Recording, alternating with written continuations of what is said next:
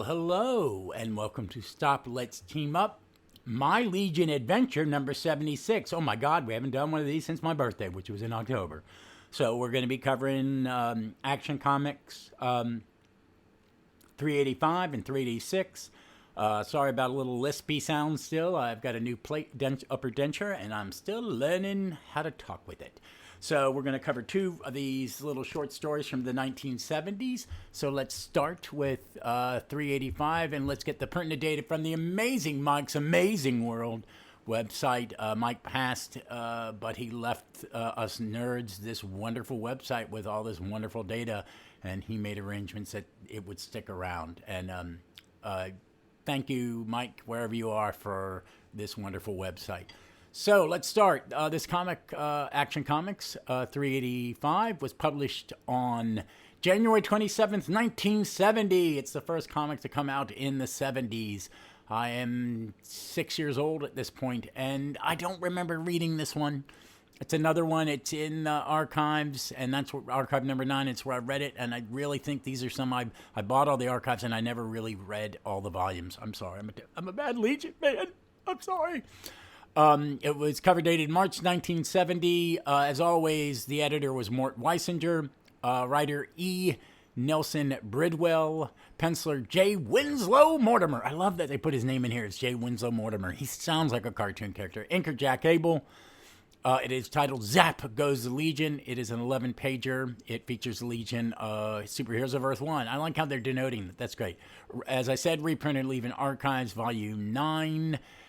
From 2000, Showcase presents the Legion of Superheroes Volume 4, trade paperback 2010, and Legion of Superheroes Silver Age Omnibus number 3, 2020.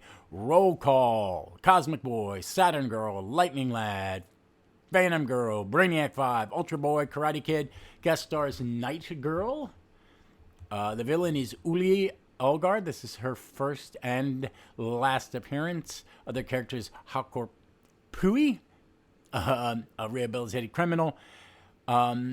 Synopsis for this is: Uli Algar is released from prison planetoid Takron Galtos after undergoing a rehabilitation process. Unknown to the administrators of the facility, Uli has immunized herself to the effects of their light therapy. She retains her criminal thoughts and desires. Uli's first action is to challenge members of the Legion. She causes the powers of Lightning Lad, Saturn Girl, Cosmic Boy, and substitute hero Night Girl to backfire. Brainiac 5 deduces that the remaining members of the team should defeat her without using their powers. Uli evades Brainiac 5's trap, but Phantom Girl follows the villain to her hideout in the ruins of Midway City. Oops, what happened to Midway? Got nuked. There, Ultra Boy knocks Uli out with a simple, non-powered punch. This was a neat little story. You know, I've become more accustomed to Mr. Mortimer's art. I know I fussed and moaned and wham about it. But, you know, this is okay. Maybe it's a Jack Abel inks. I'm not the biggest fan of Abel's inks in some ways because they're not heavy enough. I like a heavier inker. I like an inker who's contributing a lot more to the art. That's just to call that. But it's a neat little story. Definitely a story of its time, very simple. She steals their powers, or she messes up their powers. Brainiac 5 comes up with a plan, and they thwart her. But it's, you know, I liked it.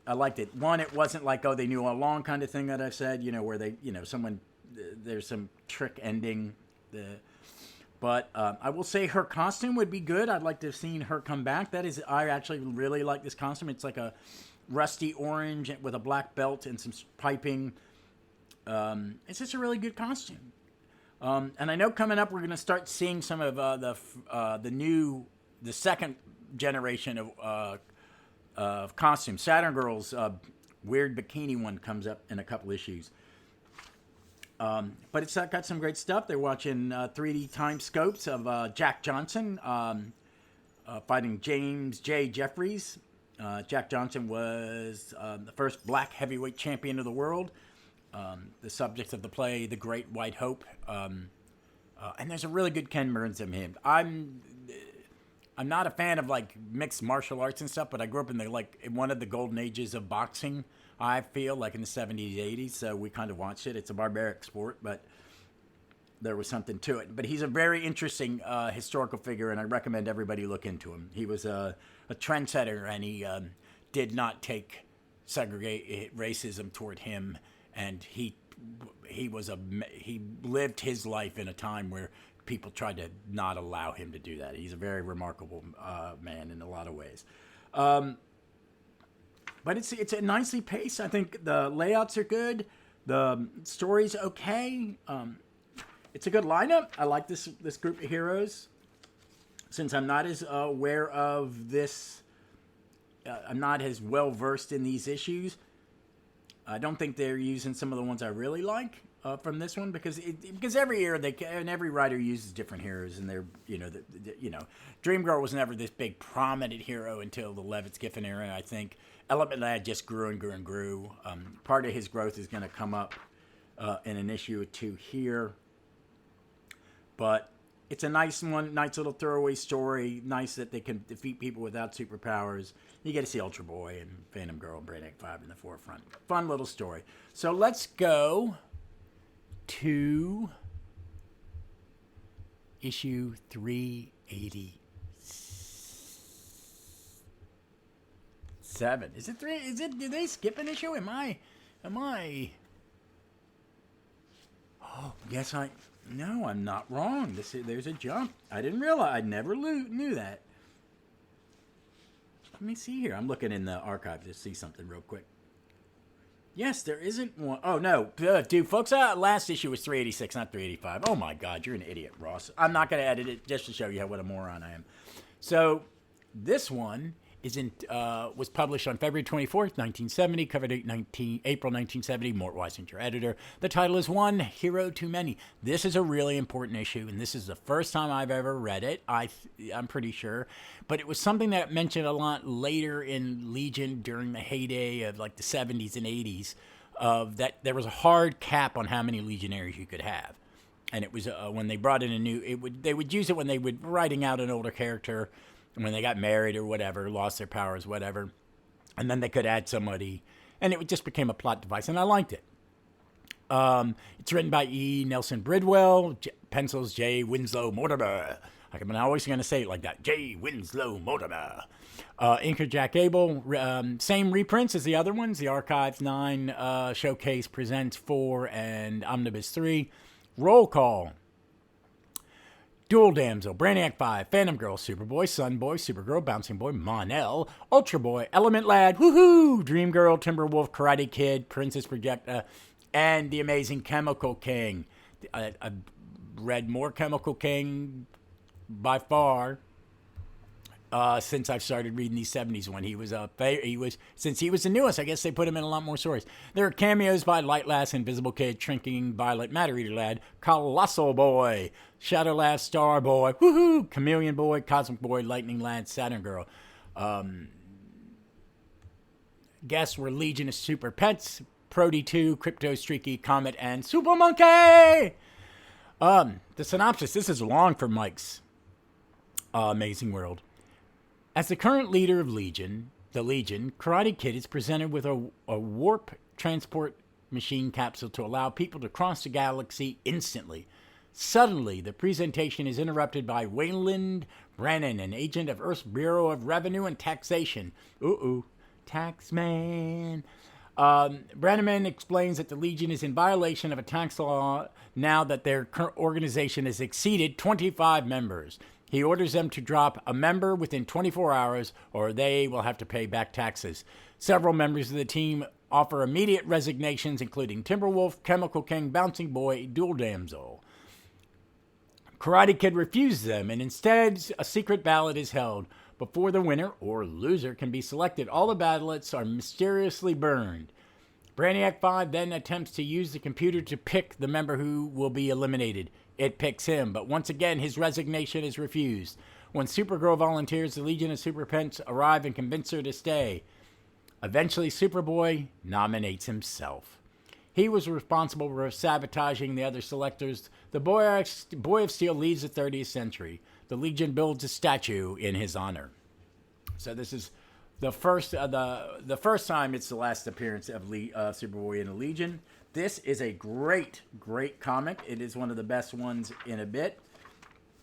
One, because it's so historical. I love that on the, it's got the mini. I haven't done the mini splash pages in a few of these, but it's got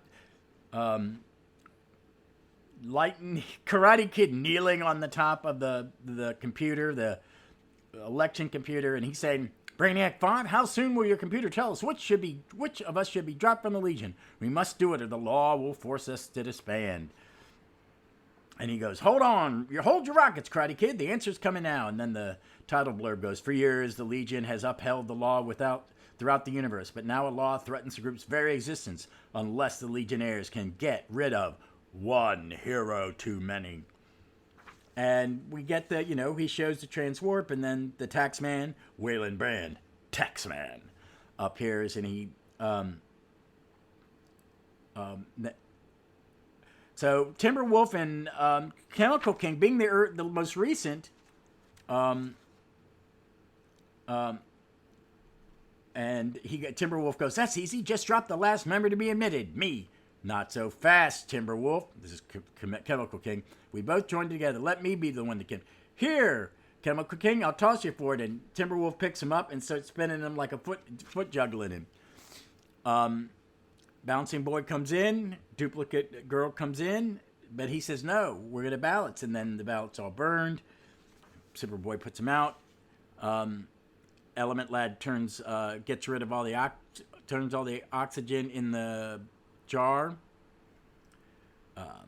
to carbon dioxide. Too late. Every one of the resignations was burned. Well, there's one rising, glowing from the ashes. It's signed by Dream Girl. "Let me see that, kid. I wrote a resignation letter. I knew it would be accepted. I've seen a prophetic vision of myself on a Legion mission 6 months from now, and my visions are always true." Some more things with Projector doing stuff, and it's pretty good. The computer starts picking. They pick Brainiac 5. And Ultra Boy goes, "I'll say, you may not do many great feats, but the Legion depends on your planning and innovations," because they don't want him to go. Supergirl gives her resignations, and the Legion of Super Pets show up. And he's using the computer again and to pick the least helpful to the group. And sparks come flying out, kryptonite sparks, and they hit Superboy. And that's where Superboy says he's been trying to rig everything so he can be the one that leaves. And then he's gone off, and before he leaves, Dual Damsel, they have a little thing going. They have a little crush on each other. Comes out and goes, "You left one of me." Oh no, he says, "Dual Damsel, I just left you inside. You left one of me. I split into two girls so I could be alone out here. I know you well enough to guess why you wanted to quit. You felt you weren't needed because your powers are the same as Mon-El's. But he lacks your weakness. He can't be harmed by kryptonite." "Sure, Superboy. Sure. Besides, I don't belong in this century. It's the same with Supergirl, but she likes Brainy a lot. And that's why I called the Super Pets by Super Ventriloquism." I fucking love Super Ventriloquism. That's the stupidest superpower ever. And he tells Lorna, I will miss you all. And goodbye, Lorna. And he kisses her. And then there's an editorial box. Dual Damsel's real name, Lorna Durgu. And they kiss, and she thinks to herself, I wonder if I will ever see him again. And that's when they make the gold statue of him. Like I said, a very important issue or tale of the Legion. I really like this one. I mean, it's a kid's comic, 1970s. Kids are changing, though. Because, I mean, I was 6. And this would have been a little too kiddier for my taste. And maybe that's because my brother's been pumping me full of comics. And he didn't treat me like a little kid. I mean, he wouldn't have given me anything too messed up. But he trusted me to ask questions and not be freaked out. And when I was freaked out, he'd tease me a little bit. But he also knew sometimes, like, scary things scared me. And this isn't that kind of scary. But, he didn't kind of give me things that were inappropriate. But I think I would have been like, okay, this is cool. I think I like it now because it's like, oh, that's where that comes from. That's where that 25 people limit comes from. And why they used it, why Levitt's in his infinite, because all this stuff's in Paul Levitt's head. Even at this point, even before he wrote Legion, which will come up not sooner than later, because I'm going to try to get these back into a regular rotation. I got a Christmas vacation coming up, and I think I'm going to record 4 or 5 of these in quick succession. 1, just to read a lot of Legion, because that would be fun. 2, to finish Archive Volume 9, because this has not been my favorite volume. And get into Volume 10, which is, we're getting to the Superboy stuff that I started reading, so I'm really excited about that. Which will give me Cockrum and Grell and all that wonderfulness. But this one got a spotlight, a lot of good heroes. Timberwolf got a lot more to do. Well, had something to do. As I said, Chemical King's getting a lot to do, and I'm like that I'm getting to see more of his era, because he dies early on in my reading of Legion. So, and he's only appeared in a couple flashbacks, which I've always thought was silly, that they should, kind of do something with him. His powers are so similar to Element Lad, so I don't understand. I mean, he doesn't change things, but he does cause chemical reactions. So it is what it is. But I think he's a kind of cool. I'm starting to see why he's a fan of Greg who does a wonderful Legion art on Twitter. He's a big fan of him, and I kind of get it. He's a good character. And he's written well. I like Neslon Bridwell comics. He's kind of like a 1970s Bill Mantlo. He can write about anything. And he wrote Captain Marvel Shazam when I was a kid most of the time. So I read a lot of that, and that stuff's fun. It's a good kids comic. It's a really good kids comic. But this is a bit fun, and you get to see a little bit of Superboy and Dual Damsel, that they had a little crush on each other.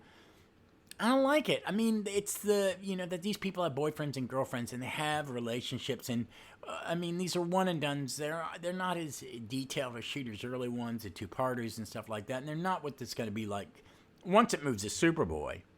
I mean, it's going to change a lot once it moves to Superboy, I feel. I mean, and not right away, but pretty quickly. But this was a neat one, and it was neat to see Superboy say goodbye. He's not the star of the book. The book's about the stories. The stories are about them. He's barely been in it, really, the last few stories. So it was good to see him back. But that's it. It was a quickie. These are quick little ones, and I just wanted to read a couple and chat about them with you. I'm recording this the day after Doctor Who The Giggle aired, the final of the 60th anniversary specials. I enjoyed a great deal. At 10 o'clock, I will be chatting about that, and that Gallifrey Most Wanted will drop this afternoon. I have to go run to a massage and help my wife with some groceries, but after that, I'll be dropping that. So, folks, thanks for listening. Tuesday or Wednesday, the next Starman podcast will drop. It's the third part of Sands and Stars, and I'm going to cover a Sandman by Simon and Kirby. And next week, I will do the next Danger Street for sure. But I'm reading some FF now and some West Coast Avengers. Me and Kirby are going to talk about early West Coast Avengers coming up soon. So there's stuff coming down the pipe. Thank you, as always, for listening. Thank you for the support. Please be safe. Please be smart. Please be kind to one another. And read some comics.